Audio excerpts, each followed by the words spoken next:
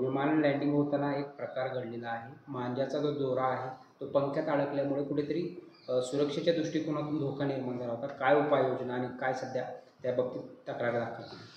काल विमानतळ परिसरामध्ये आणि MIDC पोलीस स्टेशनच्या सर्वच हद्दीमध्ये नायलॉन मांजा आणि घातक स्वरूपाचे चायनीज मांजा आपण ज्याला थोडक्यात म्हणतो अशा स्वरूपाच्या सर्वच पतंग उडवण्यासाठी जे साहित्य वापरलं जातं अशा दुकानदारांवर रेड्स करण्यात आलेले आहेत.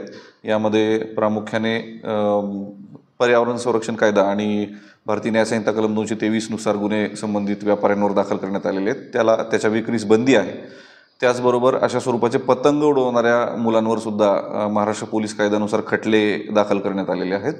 आता शहरभर ही जी स्पेशल ड्राईव्ह आहे ही सोलापूर शहरभर राबवण्यात येणार आहे. माझं या निमित्ताने सर्व सोलापूर शहरातील नागरिकांना आव्हान असेल, अशा स्वरूपाचा घातक स्वरूपाचा मांजा जो पक्ष्यांसाठी किंवा इतर नागरिकांसाठी सुद्धा घातक आहे आणि ऑफकोर्स एअरपोर्ट परिसरामध्ये तर या गोष्टींना परवानगीच नाही पतंग उडवण्यास. अशा स्वरूपाची कुठलीही कृती ही आपल्या सुरक्षिततेसाठी सुद्धा घातक आहेच, पण यामुळे आपल्यावर गुन्हा सुद्धा दाखल होऊ शकतो.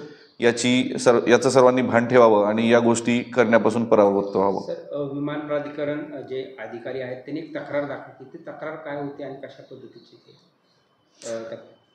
याच्याबद्दल मला डिटेल सांगता येणार नाही.